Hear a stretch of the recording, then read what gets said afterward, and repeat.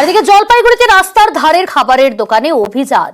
রাস্তার ধারের খাবারের মান খতিয়ে দেখতে এই অভিযানে নামলেন এসডিও। টেলিফোন লাইনে রয়েছে শান্তনু। শান্তনু, কোথায় কোথায় আজ এসডিওর তরফ থেকে এই অভিযান কর্মসূচি?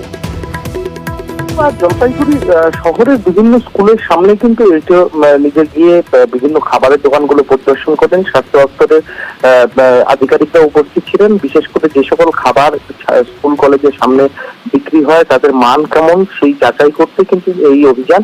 এবং আজকে বিভিন্ন স্কুলের সামনে আমরা যেটা লক্ষ্য করলাম, সেখানকার খাবার কিরকম রয়েছেন, তার গুণগত মান কি, তার জন্য কিছু নমুনা সংগ্রহ করা হয়েছে এবং সেই নমুনা কিন্তু পরীক্ষার জন্য পাঠানো হচ্ছে।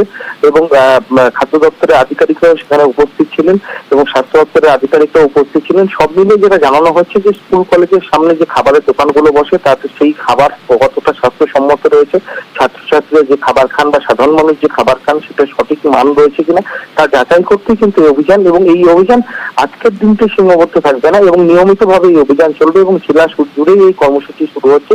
শুধু জলপাইগুড়ি শহর নয়, গ্রামগঞ্জের বিভিন্ন স্কুলগুলোর সামনে পাশাপাশি বিভিন্ন বাজার হাট, সেখানে যে খাবারের দোকানগুলো রয়েছে সেখানকার গুণগত মানও যাচাই করা হবে।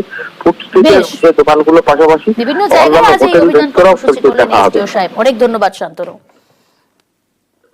স্বাস্থ্যসম্মত খাবার যাতে সবাই বিক্রি করে, এটার জন্য আমরা লোককে অনুরোধ করছি এবং প্রত্যেকটি দোকান ঘুরে ঘুরে আমরা দেখছি যাতে খাবারগুলো ঠিকঠাক আছে কিনা।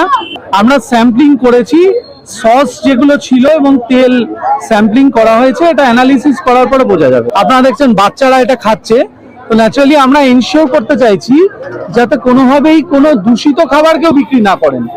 এটা লাগাতার অভিযান চলবে এবং আকস্মিকভাবে অনেক জায়গায় করা হবে।